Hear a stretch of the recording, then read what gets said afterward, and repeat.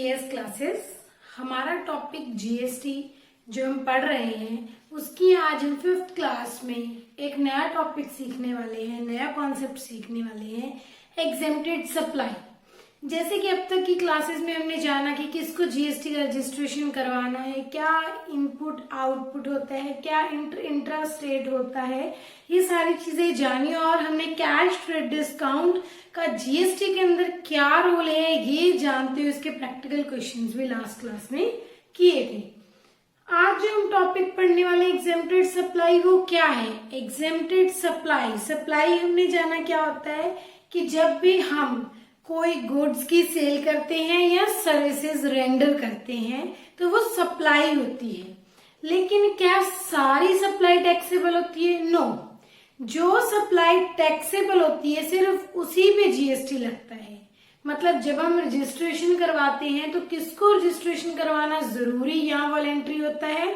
जो ऐसी सप्लाई कर रहा है गुड्स या सर्विसेज की जिन पे जीएसटी इम्पोज होगा, जीएसटी टैक्सेबल है। लेकिन कोई ऐसी गुड्स और सर्विसेज की सप्लाई भी हो सकती है जिन पे जीएसटी लग ही नहीं सकता।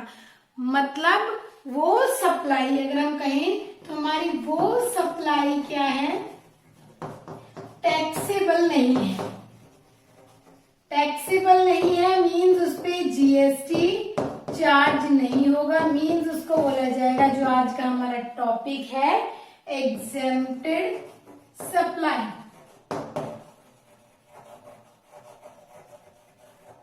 क्या इसके लिए रजिस्ट्रेशन जरूरी है? नहीं है। या कोई पर्सन ऐसा है दो सप्लाई कर रहा है गुड्स की, एग्जेम्प्टेड भी और नहीं भी है, तो कैसे होगा प्रोसेस? या मैं रजिस्टर्ड पर्सन हूं, मैं ऐसे गुड्स परचेज कर रही हूँ जो एग्जेम्प्टेड सप्लाई में आती हैं, पर मैं ऐसी चीजों की सर्विसेज दे रही हूँ जो एग्जेम्प्टेड सप्लाई में नहीं है, तो क्या होने वाला है? पहले तो हम ये समझते हैं, जैसे हमने फर्स्ट क्लास में जाना था, रजिस्ट्रेशन हमें पता है किसके लिए जरूरी है।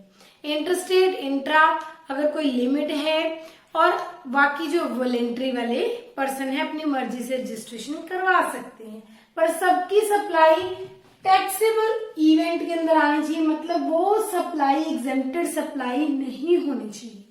कौन सी होती है एग्जेम्प्टेड सप्लाई? इसकी एक लंबी लिस्ट है। पहले पिछले टाइम में प्री जीएसटी कुछ सर्विसेज नेगेटिव लिस्ट में आती थी, zero rated, nil rated supply होती है जो, ये सारी हम कहेंगे जिन पे टैक्स नहीं लगता। ऐसी सर्विसेज थी जिन पे सर्विस टैक्स चार्ज नहीं होता था, अब वो जीएसटी में मर्ज होने के बाद अब उन पे जीएसटी भी नहीं लगता। अगर हम बात करें, एक रजिस्टर्ड पर्सन है, ठीक है, अब वो जो सेल परचेज कर रहे हैं या कोई इनकम क्रिएट कर रहा है, तो उस पे जो जीएसटी कलेक्ट कर रहा है उस जीएसटी को बोला जाता है आउटपुट। हम अकाउंटिंग पर्पस से इस चीज को समझते हैं, उसको बोला जाता है आउटपुट जीएसटी। ऐसे ही रजिस्टर्ड पर्सन जो परचेज कर रहा है या जो भी एक्सपेंस कर रहा है उस पे वो जीएसटी पे कर रहा है और उस पेमेंट को बोला जाता है इनपुट जीएसटी। वो डिफरेंट मैटर है कि वो सीजीएसटी है आईजी होगा। वो हमें पता है कि जो ये sale income within state है तो सीजी प्लस एसजीएसटी लगेगा। अगर यही sale income out of state है तो आईजीएसटी लगेगा, आउट ऑफ कंट्री है तो आईजीएसटी लगेगा। बट ये पता है हमें कि अगर सेल और इनकम है तो ये इनपुट जीएसटी बनेगा, और अगर हम परचेज या कोई एक्सपेंस कर रहे हैं तो अगर हम परचेज एक्सपेंस कर रहे हैं तो इनपुट जीएसटी होगा, और अगर हम सेल इनकम कर रहे हैं तो वो हमारी लायबिलिटी होगा, वो हमारा आउटपुट जीएसटी होगा। दूसरी बात, अगर कोई पर्सन रजिस्टर्ड ही नहीं है, ये रजिस्टर्ड था, रजिस्टर्ड ही नहीं है, तो उसके लिए तो कोई जीएसटी का रोल ही नहीं है। ये पर्सन तो इसकी एडजस्टमेंट भी करेगा बाद में। एडजस्टमेंट में जाके हमें पूरी कहानी क्लियर हो जाएगी कि क्यों हम इसको एसेट कहते हैं। जो पे किया है कलेक्टेड में से एडजस्ट हो जाता है, जितना पे कर चुके और जितना कलेक्ट किया है कलेक्टेड में से पेड की अमाउंट जेब में रख ली जाती है और एक्सेस कलेक्टेड गवर्नमेंट को दे दिया जाता है। वहां पे हम एडजस्टमेंट ऑफ जीएसटी समझेंगे। लेकिन जो पर्सन रजिस्टर्ड ही नहीं है उसकी बुक्स में तो जर्नल एंट्री सिंपल होगी, purchases to cash, purchases to creditor, debtor to sales, cash to sales, cash to bank, bank to cash, cash to capital, rent to cash, salary wages to cash, या advertisement account debit to outstanding advertisement. ये सारी journal entries, common journal entry, खर्चे, income, sale, purchase की वो बिना GST के करेगा, उसको कोई प्रॉब्लम नहीं है। अगर वो कहीं जीएसटी भर के भी आए, देखो जीएसटी हमारी इच्छा पे डिपेंड नहीं करता हमें भरना है नहीं भरना। जीएसटी सामने वाली पार्टी, कलेक्ट करने वाली पार्टी अगर रजिस्टर्ड है तो हमसे कलेक्ट कर लेगी, अगर वो रजिस्टर्ड नहीं है वो कलेक्ट नहीं करेगी। मीन्स अब ये कोई सेल और इनकम पर जीएसटी कलेक्ट नहीं कर सकता। ऑब्वियस सी बात है, रजिस्टर्ड ही नहीं है, किसके नाम का पैसा मांग रहा है ये? रजिस्टर्ड होगा, जीएसटी डिपार्टमेंट में इसका नाम होगा, जीएसटी के पोर्टल पे जीएसटी के डिपार्टमेंट के पास इसका डाटा होगा। जैसे हमारे देश में वोटर आईडी में या आधार कार्ड में हमारा डाटा है, जब इसका डाटा ही नहीं होगा तो जीएसटी डिपार्टमेंट इसको जानता ही नहीं है as a GST registered person, तो ये किसके नाम का जीएसटी कलेक्ट करेगा? इसके पास कोई जीएसटीएन नंबर ही नहीं होगा। जीएसटीएन नंबर एक स्पेसिफिक नंबर होता है जिससे हम आइडेंटिफाई होते हैं कि ये सेलर है और ये इसका जीएसटीएन नंबर है। अगर ये रजिस्टर्ड नहीं है तो क्या कोई इससे भी जीएसटी नहीं ले सकता? नो। अगर कोई और रजिस्टर्ड पर्सन इसको सेल कर रहा है, मतलब ये परचेज कर रहा है, क्या कर रहा है? परचेज एक्सपेंस कर रहा है, तो ये जीएसटी पे तो करके आएगा, बट ये जीएसटी इसकी एसेट नहीं, बट क्या बन जाएगा? बट क्या बन जाएगा? एक्सपेंस बन जाएगा। अब ये मानेगा कि मैंने 100 प्लस मान लीजिए 18 पे किया, तो मेरा एक्सपेंस कितने का है? मेरा एक्सपेंस 118 का है। वो जीएसटी और कॉस्ट में कोई भेदभाव नहीं करेगा। 100 रुपए की परचेज और 18 रुपए जीएसटी, तो ये मानेगा उसने परचेज ही कितने की करी है? 118 की, क्योंकि जब वो सेल करेगा उसे कोई जीएसटी कलेक्ट नहीं करना, तो जो भर के आया वो कहीं से रिकवर होने वाला नहीं है, इसलिए वो उसके लिए क्या बन गई? कॉस्ट बन गई। इस तरह से जो रजिस्टर्ड नहीं है उसकी कहानी ये भी हो सकती है, और हो सकता है वो भी अनरजिस्टर्ड पर्सन से परचेज करे, या तो वो रजिस्टर्ड पर्सन से परचेज करेगा, या वो ये परचेज किससे करी उसने? From registered person. और हो सकता है वो अनरजिस्टर्ड, खुद भी अनरजिस्टर्ड है और सामने वाला भी अनरजिस्टर्ड है।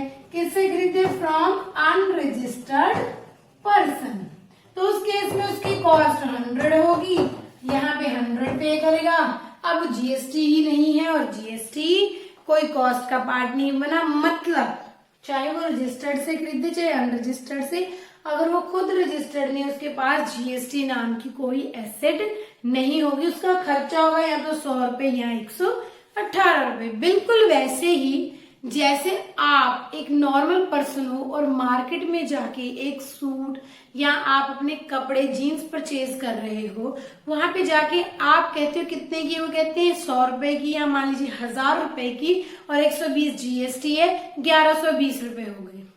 अब आप चाहे 1120 दे के आओ, चाहे किसी ऐसे दुकान से जहां जीएसटी लगता ही नहीं, 1000 रुपए की चीज लेके आओ, वही जीन्स सेम ब्रांड, आप कहते हो मैं वहां से 1000 की ले आया, वहां से मैं 1120 की ले आया, सेम क्वालिटी की जीन्स। तो दोनों ही केस में आपका कोई बिजनेस नहीं है, आप सैलराइज्ड पर्सन हो, जॉब करते हो, तो आपके लिए इनपुट जीएसटी नाम की एसेट दोनों में ही नहीं बनी। ठीक है, तो आपको क्या करना है? आपको जर्नल एंट्रीज ही नहीं करनी। अगर करनी भी है तो आपकी बुक्स में परचेजेस टू कैश या परचेजेस टू क्रेडिटर हो जाएगा। अब जो मेन समझने की चीज है वो ये है कि पर्सन रजिस्टर्ड भी है पर वो इनपुट को डेबिट भी नहीं कर सकता। रजिस्टर्ड नहीं है तो इनपुट तो डेबिट करेगा ही नहीं, रजिस्टर्ड है तो इनपुट डेबिट करेगा। अच्छा, अब ये भी पूछ लेते हैं कई बार बच्चे कि मैम यहाँ पे रजिस्टर्ड है पर जिससे वो खरीद रहा है वो अनरजिस्टर्ड है, वो तो उसको 100 रुपए की चीज ही देगा। तो बेटा वहां पे रिवर्स चार्ज मैकेनिज्म लग जाता है। जहाँ पे हम रजिस्टर्ड है और सामने वाला अनरजिस्टर्ड है तो हम रिवर्स चार्ज मैकेनिज्म के अकॉर्डिंग इनपुट तब भी पे करते हैं। अब हम उसको नहीं गवर्नमेंट को देते हैं। ये आरसीएम को हम आरसीएम की क्लास में समझेंगे। अभी हम बात करते हैं कि रजिस्टर्ड पर्सन है तो वो इनपुट भरता ही है, और रजिस्टर्ड नहीं है तो वो इनपुट चाहे भर के आए चाहे नहीं भर के आए, उसको इनपुट नाम की कोई एसेट नहीं मिलती, उसके पास आउटपुट नाम की कोई लायबिलिटी नहीं है। अब जो समझने का मेन टॉपिक है हमारे, जो आज एग्जेम्प्टेड सप्लाई समझने का टॉपिक है, बात करते हैं कि जो रजिस्टर्ड भी है जीएसटी में, बट फिर भी उसको इनपुट पे नहीं करना। मीन्स वो एक्सपेंस या परचेज या कह लीजिए एक्सपेंस ऐसा कर रहा होगा कि उस एक्सपेंस के साथ वो इनपुट को डेबिट नहीं करेगा, इनपुट को पे भी नहीं करेगा। अगर 100 का एक्सपेंस है तो उस पे जीएसटी पे नहीं करेगा। सिर्फ किस केस में? एग्जेम्प्टेड सप्लाई कर रहा है सामने वाला पर्सन, मतलब वो जिससे परचेज कर रहा है, कोई भी सप्लाई ले रहा है, सामने वाला जिस तरह की सप्लाई कर रहा है वो सप्लाई उसके लिए एग्जेम्प्टेड है, तो उस सप्लाई को यानी उस एक्सपेंस को हम कर रहे हैं और पेमेंट जो कर रहे हैं तो विदाउट जीएसटी पेमेंट होगी। मतलब यहाँ पर कहने का ये मतलब है कि पर्सन रजिस्टर्ड है, वो दो तरह की सप्लाई ले रहा है, एक तो एग्जेम्प्टेड और एक नॉन एग्जेम्प्टेड। टैक्सेबल सप्लाई पे वो इनपुट जीएसटी भर रहा है और एग्जेम्प्टेड सप्लाई पे वो इनपुट जीएसटी पे ही नहीं कर रहा, क्योंकि ऑलरेडी जीएसटी एक्ट के अंदर उस सप्लाई को एग्जेम्प्ट छूट दे दी गई है कि इस तरह की सप्लाई, मतलब supply of goods, supply of services, इस टाइप की सप्लाई पे टैक्स नहीं लगेगा। सेकेंड थिंग, कितनी लंबी लिस्ट है ये लिस्ट काफी लंबी है, क्योंकि पुराने लॉज में जो छूट थी उसको जीएसटी में कंटिन्यू किया गया है। हमें कितनी याद रखनी है? हमें उनका ध्यान रखना है जो कॉमन यूज होती हैं हमारे सोल प्रोप्राइटरशिप में या पार्टनरशिप या कंपनीज में, प्रैक्टिकल लाइफ में जो बार बार ट्रांजेक्शन्स, बार बार ऐसे एक्सपेंस आते हैं जो कॉमन है। हमें अपने सिलेबस के अकॉर्डिंग भी कुछ लिस्ट को ध्यान रखना है कि अगर इसके ट्रांजैक्शन आती हैं तो हमें रजिस्टर्ड पर्सन होने के बावजूद भी, जीएसटी का क्वेश्चन होने के बावजूद भी उन क्वेश्चन में जीएसटी को अप्लाई नहीं करना है। Let's move on to that list जिसमें बताया गया है कि इन पे जीएसटी नहीं लगेगा। दो टाइप से है, एक तो आप बाहर वाले पर्सन से ट्रांजैक्शन कर रहे हो और दूसरा आप within the business organisation कर रहे हैं। अब हम लिस्ट की बात करते हैं तो हमारे पास कुछ ट्रांजैक्शंस हैं जो रजिस्टर्ड पर्सन भी अगर परचेज कर रहा है या रजिस्टर्ड पर्सन इनके लिए पे कर रहा है तो इनपुट पे करके नहीं आएगा, बिकॉज सामने वाला एग्जेम्प्टेड सप्लाई दे रहा है, वो जीएसटी लगा ही नहीं सकता, और सामने वाला अगर आउटपुट चार्ज नहीं कर सकता तो हम भी इनपुट पे नहीं कर सकते। ये कुछ बेसिक नीड्स की सर्विसेज होती हैं जिनके ऊपर जीएसटी लगाना ठीक नहीं होता। तो इनमें जैसे कि आपकी एजुकेशन सेक्टर हो गया, एजुकेशन में स्कूल्स वगैरह में हम जो फीस पे करते हैं उस पे हमें जीएसटी पे करना नहीं पड़ता। वाटर, इलेक्ट्रिसिटी बिल है, ये बेसिक नीड्स की चीजें हैं। हेल्थ सर्विसेज में भी कौन सी? कंसल्टेंसी, डॉक्टर ने अपना परामर्श दिया, अपनी राय दी, उस पे जीएसटी नहीं लगेगा। बट अगर आप हेल्थ सेक्टर में कोई मेडिसिन ले रहे हो, कोई हॉस्पिटल्स के बिल पे कर रहे हो तो उन पे जीएसटी हो सकता है। लेकिन अगर कंसल्टेंसी परामर्श दे रहा है डॉक्टर तो उस पे जीएसटी चार्ज नहीं होता। मतलब इनपुट भर के हम नहीं आएंगे, चाहे हम रजिस्टर्ड पर्सन है चाहे हम अनरजिस्टर्ड पर्सन है। इसके अलावा wages and salary, wages, salary, interest, government को से सप्लाई कर रहे हो कोई सर्विस। एम्बेसीज क्या होती है? एम्बेसीज जो विदेशों की एम्बेसीज हमारे देश में रिप्रेजेंट कर रही हैं जो अपने देश को यहाँ पे, और हमारे देश की एम्बेसी फॉरेन में होती हैं। हमारे देश की एम्बेसी हमारे देश में, इंडिया की एम्बेसी फॉरेन में होती हैं जहाँ हमारे देश की लोगों की प्रॉब्लम्स ली जाती हैं, इंडियंस जो विदेशों में हैं। तो एम्बेसीज को कोई सर्विसेज दी जाती हैं, उन पे भी जीएसटी चार्ज नहीं होता। आइए एक बार इस लिस्ट को समझते हैं क्या क्या है। सैलरी एंड वेजेस, हमें पता है सैलरी एम्प्लॉयड पर्सन को दी जाती है जो मंथ के एंड में पे होती है। वेजेस डेली डे बेसिस पे होता है, डेली के वेजेस पे होते हैं। सैलरी और वेजेस, सैलरी पे इनकम टैक्स लगता है, तो इसलिए हम जीएसटी भी पे करने वाले, दोनों टैक्स पे करने वाले नहीं है। जीएसटी भी कलेक्ट कर लें और हम कहीं जीएसटी पे कर दें, वो गवर्नमेंट को जाए और उसके बाद वो अपनी इनकम पे इनकम टैक्स भी भरे। तो salary, wages, water, electricity, travelling expense, education, health services, ये ऐसी सर्विसेज हैं जो सर्विसेज यहाँ सप्लाई ऑफ गुड्स में कह दीजिए, सर्विसेज ये मेनली जो बेसिक नीड्स के अंदर आती हैं। Salary, wages, water, electricity, health, education and travelling expense. ये कौन सा ट्रैवलिंग एक्सपेंस है? जो स्टाफ को हम रिम्बर्स करते हैं। मतलब हमारे स्टाफ को कोई मेंबर मान लीजिए कोई परचेज ऑर्डर देने गया है या सेल्स ऑर्डर देने गया है और ट्रैवल का खर्चा हुआ। अब ट्रैवलिंग एक्सपेंस पे जब हम उसको रिम्बर्स करेंगे तो उस पर जीएसटी चार्ज नहीं हो रखा होगा, तो विदाउट जीएसटी पे करेंगे। रिम्बर्स करना कि हमारे बिहाफ पे, बिजनेस के बिहाफ पे उसने अपनी जेब से खर्चे, उसका पैसा उसे वापस मिलना। तो जब उसने खर्चे होंगे, उसने विदाउट जीएसटी खर्चे होंगे और हम भी जब उसको रिम्बर्स करेंगे तो उस पे हम अपनी बुक्स में उसको ट्रैवलिंग एक्सपेंस रिकॉर्ड करेंगे, तो हम भी बिना जीएसटी के ही रिकॉर्ड करेंगे। जीएसटी लगेगा ही नहीं, विदाउट जीएसटी ट्रांजेक्शन होगी। देन उसके बाद गवर्नमेंट को अगर हम सर्विस देते हैं एम्बेसीज को, पहले उनको जीएसटी हम अलग से पे करेंगे? नो, हम उनको सर्विसेज दे रहे हैं तो हम उस पे सिंपल हम उन पे क्या करेंगे? आउटपुट जीएसटी कलेक्ट नहीं करेंगे। एक तो हम उनको सर्विस दे रहे हैं, उनसे जीएसटी कलेक्ट कर लेंगे, बाद में उन्हीं को जमा करवा देंगे। गवर्नमेंट से सर्विस दी, गवर्नमेंट से आउटपुट जीएसटी हो सकता है यहाँ पे कि गवर्नमेंट को सर्विस दी, गवर्नमेंट से ही जीएसटी कलेक्ट किया, देन गवर्नमेंट के जीएसटी डिपार्टमेंट को डिपॉजिट करवा दी। तो जब भी आप गवर्नमेंट को या एम्बेसीज को, गवर्नमेंट को या एम्बेसी को सर्विसेज दोगे, इन पे जीएसटी कलेक्ट नहीं करोगे। आउटपुट है, सर्विस दे रहे हो, आउटपुट है तो जीएसटी कलेक्ट होता है। और ये सर्विस दे रहे हैं क्योंकि कौन सी सर्विस दे रहे हैं? एग्जेम्प्टेड सर्विस दे रहे हैं, तो जीएसटी कलेक्ट नहीं होगा। ऐसे एग्जेम्प्टेड सर्विस ले रहे हैं तो जीएसटी पे नहीं होगा। जैसे वेजेस, सैलरी नाम का खर्चा, water, electricity, education service, health service, travelling expense, इन पे जीएसटी पे नहीं होगा।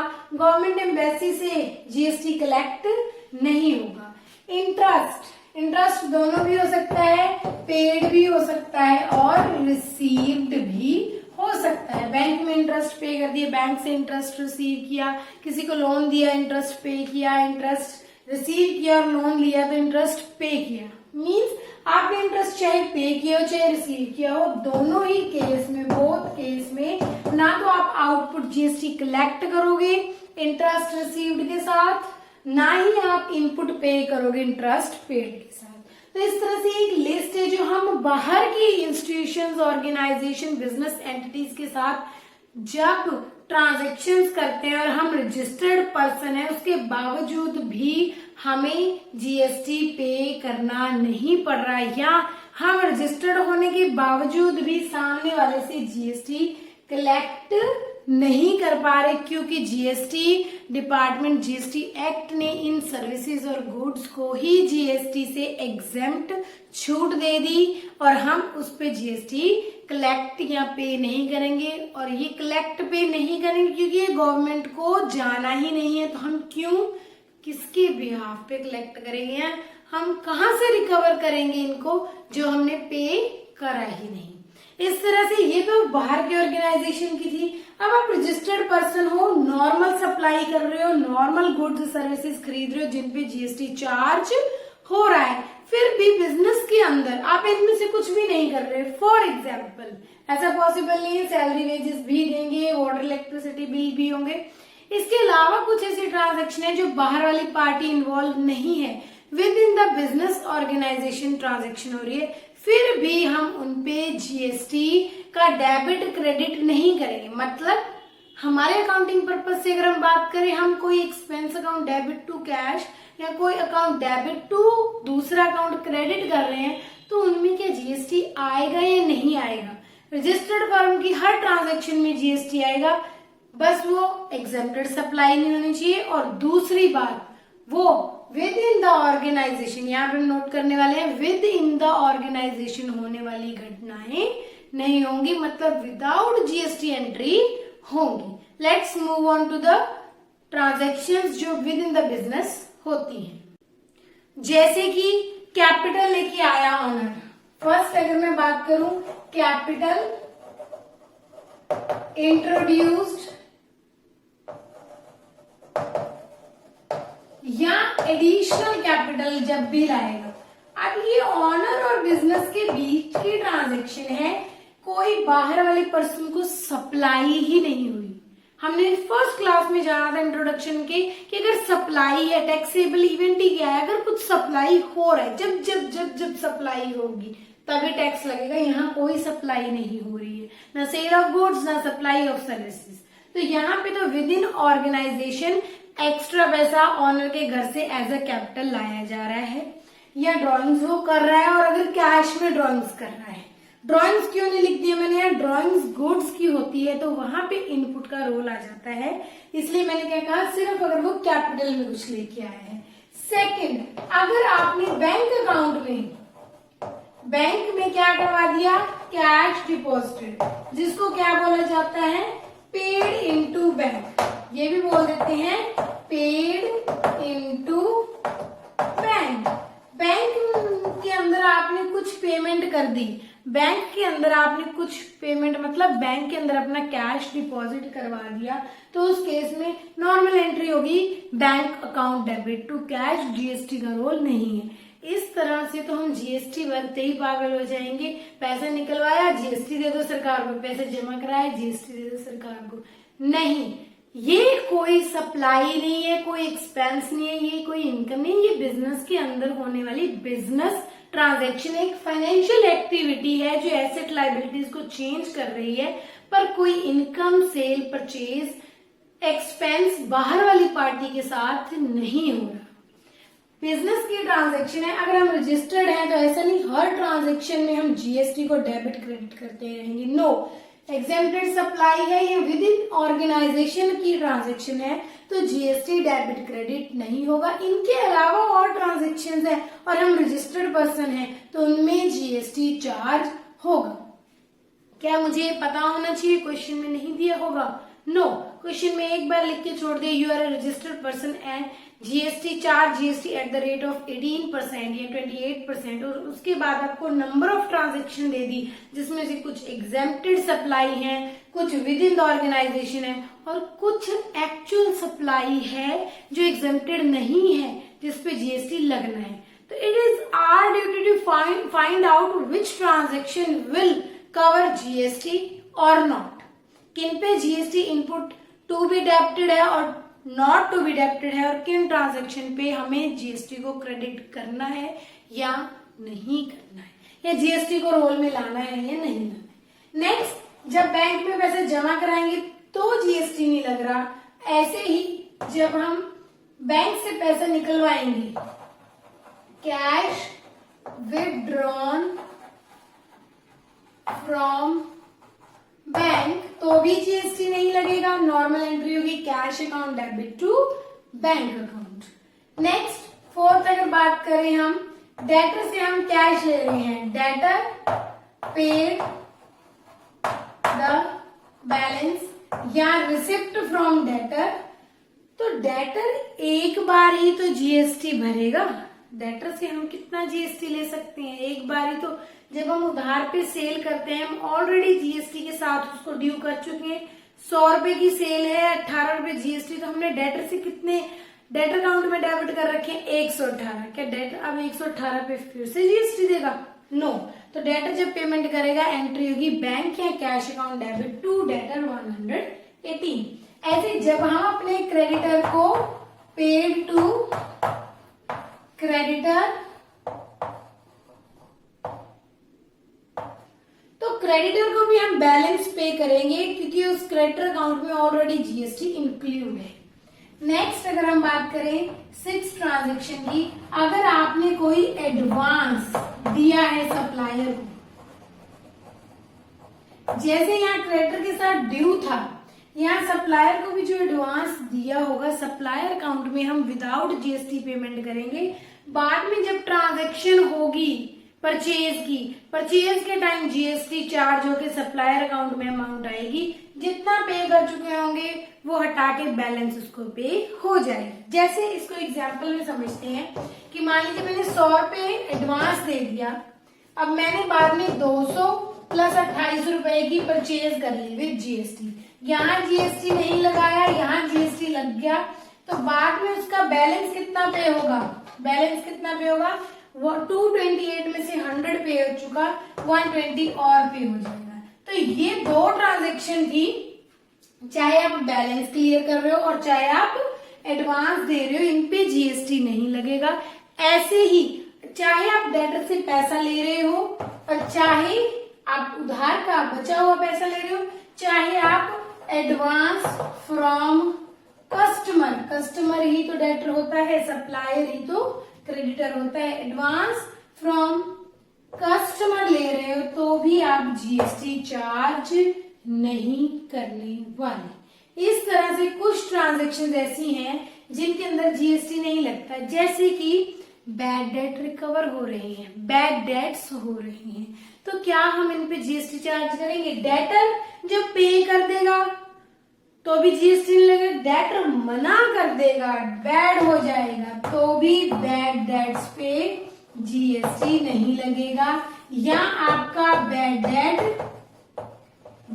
डेट्स रिकवर हो गए, जितना रिकवर हो गया वो हमारी इनकम हो गई, हम उस पे भी जीएसटी चार्ज नहीं करेंगे। ये हमें खुद सोचना पड़ेगा कि जो transaction with in the business हो रही है या उसकी कैश सेटलमेंट हो रही है बट हमने ऑलरेडी जीएसटी उस पे दे रखा है, वो ट्रांजैक्शन दोबारा हो रही है या इंक्लूडिंग जीएसटी कैश सेटलमेंट हो रही है, तो दोबारा कैश सेटलमेंट के टाइम हमें जीएसटी पे नहीं करना। Let's move on to some illustration part, practical questions. हम 4 या 5 ट्रांजैक्शन करके देखते हैं जिनमें एग्जेम्प्टेड सप्लाई या आपकी विद इन द ऑर्गेनाइजेशन की ट्रांजैक्शन या विद जीएसटी की ट्रांजैक्शन इकट्ठी दी हैं, तो हम कैसे क्वेश्चन को अटेम्प्ट करेंगे। चलिए क्वेश्चन देखते हैं। क्वेश्चन है हमारे पास, pass the journal entry for the following transaction with CGST and SGST 9% each. अब हमें क्वेश्चन के बिगिनिंग में हेडिंग में ही दे दिया है कि इस क्वेश्चन में सीजीएसटी एसजीएसटी रेट लग रहा है 9% ईच। अगर कोई ट्रांजेक्शन आईजीएसटी वाली होगी तो वो हमें अलग से बताया होगा, अदरवाइज सारी transaction within the same state हो रही है। फर्स्ट ट्रांजेक्शन है हमारे पास capital, additional capital provided of ₹50,000 cash. Additional capital दिए, चाहे इंट्रोड्यूस करे, चाहे एडिशनल दे, चाहे कैश में दे, चाहे गुड्स में, हम क्या कहेंगे, हमारे पास कैपिटल फ्रॉम द ऑनर ही आ रही है, बिजनेस के अंदर जो कैश आ रहा है, तो हम इस पे कोई जीएसटी चार्ज नहीं करेंगे, even the person is registered under the GST. तो फर्स्ट ट्रांजेक्शन की अगर हम जर्नल एंट्री पास करें, इन द बुक्स ऑफ में आपको उस पर्सन का नाम लिखना है, ठीक है। फर्स्ट जर्नल एंट्री है, कैपिटल आ रही है कैश में, cash account debit ₹50,000 to capital account ₹50,000।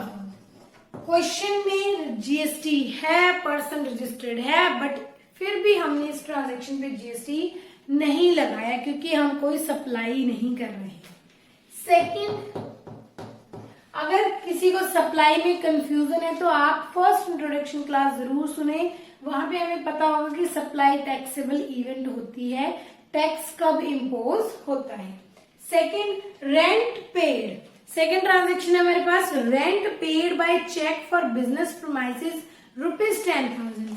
अब रेंट पे किया है, रेंट कोई बिजनेस के अंदर की ट्रांजेक्शन नहीं है, बाहर वाली पार्टी को पेमेंट हो रही है, बाहर वाली पार्टी हमें सर्विसेज की सप्लाई कर रही है। बाहर वाली पार्टी रजिस्टर्ड अनरजिस्टर्ड नहीं बताया, हम जीएसटी में रजिस्टर्ड हैं, जीएसटी लगेगा क्योंकि रेंट या रेंट पे प्रीमाइसेस देना कोई एग्जेम्प्टेड सप्लाई नहीं है, कोई विद इन द ऑर्गेनाइजेशन होने वाली सप्लाई नहीं है, सप्लाई ही नहीं है, विद इन द ऑर्गेनाइजेशन होने वाली ट्रांजेक्शन नहीं है।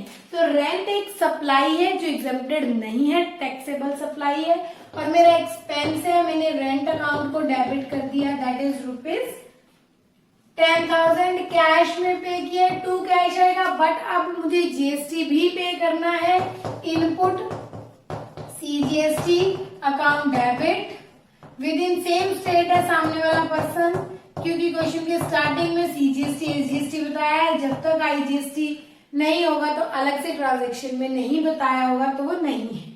900 ईच, 9% हो गया 10,000 का 900 टू कैश अकाउंट, और हमने टोटल पेमेंट कर दी है 11,800। नेक्स्ट बात करें थर्ड ट्रांजेक्शन की। थर्ड ट्रांजेक्शन है हमारे पास paid salary to staff for the month ₹30,000 by cheque. अब हमने रेंट की तरह ही एक और खर्चा किया है, मतलब विद इन ऑर्गेनाइजेशन ट्रांजेक्शन नहीं है, बिजनेस के बाहर किसी के साथ सेल परचेज इनकम एक्सपेंस की ट्रांजेक्शन हो रही है, दैट इज सैलरी हमारा खर्चा है, हमने 30,000 पे किया है, चेक से पे किया है, बैंक अकाउंट आएगा कैश की जगह, पर क्या जीएसटी आएगा? नो। सैलरी कौन सी सप्लाई है? एग्जेम्प्टेड। सामने वाला जो हमें सर्विसेज दे रहा है और हम बदले में सैलरी पे कर रहे हैं, वो जो सर्विसेज हमें सैलरी के बदले में दे रहा है वो एक तरह से एग्जेम्प्टेड सप्लाई मानी जाएगी, क्योंकि वो हमारा एज ए एम्प्लॉय है। Free services, free kind of free means कि वो इंडिपेंडेंट सर्विसेज नहीं दे रहा, वो हमारा एम्प्लॉय है और हम बदले में सैलरी का खर्चा कर रहे हैं। चाहे हम जीएसटी के अंडर रजिस्टर्ड पर्सन है, सैलरी अकाउंट डेबिट होगा, कई बार सैलरीज वर्ड दिया होता है, you can use the salaries word as well. To bank से पे किया है, टू बैंक अकाउंट। एक ही खर्चे में जीएसटी लगा दी और एक ही खर्चे में जीएसटी नहीं लगाया, क्योंकि हमें पता है this is not an exempted supply but this is an exempted supply, that is ₹30,000 cash से पे होता है कैश अकाउंट, बैंक से पे हो रहा है बैंक अकाउंट आएगा। नेक्स्ट फोर्थ बात करते हैं पेड एडवर्टीजमेंट एक्सपेंस ऑफ ₹40,000। 40,000 का एडवर्टीजमेंट एक्सपेंस किया है, क्या इस एक्सपेंस में जीएसटी लगेगा? Yes, advertisement is not an exempted supply, clear है। एडवर्टीजमेंट एक्सपेंस या advertisement account debit, that is ₹40,000 to, क्या चेक से पेमेंट हुई है? कुछ नहीं बताया तो कैश माना जाता है, to cash account ₹40,000। Last transaction की अगर हम बात करें, कहते cash deposited into bank ₹12,000, bank में कैश जमा करा रहे, क्या ये एग्जेम्प्टेड सप्लाई है? यस, नो, ये एग्जेम्प्टेड सप्लाई नहीं है। क्या टैक्स लगेगा? नो, ये सप्लाई ही नहीं है, ये विद इन द बिजनेस होने वाली ऑर्गेनाइजेशन है, ऑर्गेनाइजेशन के अंदर होने वाली ट्रांजैक्शन है, सॉरी। तो फिफ्थ हम कहेंगे बैंक में पैसा जमा कराया, bank account debit to cash account ₹12,000। नाम से हमारी बैंक की एसेट बढ़ गई और कैश की एसेट कम हो गई। इस तरह से हमने कुछ इलस्ट्रेटिव पर्पस से, एग्जाम्पल के पर्पस से ट्रांजैक्शन देखी जिनमें जीएसटी रजिस्टर्ड पर्सन कभी जीएसटी चार्ज कर रहा है, पे कर रहा है। ऐसे इनकम के टाइम कभी आउटपुट क्रेडिट हो रहा होगा, कभी नहीं हो रहा होगा, क्योंकि जब वो आपकी एग्जेम्प्टेड सप्लाई या विद इन ऑर्गेनाइजेशन की सप्लाई है तो जीएसटी चार्ज नहीं होगा, even you are registered person. अगर आप रजिस्टर्ड ही नहीं है तो जीएसटी का क्वेश्चन ही नहीं है।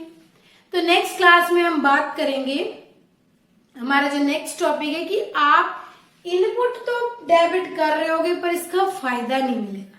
हाँ जी, कुछ खर्चे ऐसे होंगे जिनमें आप इनपुट तो डेबिट कर रहे होगे, भर भी रहे होगे, फायदा नहीं मिलने वाला, क्रेडिट नहीं मिलने वाला।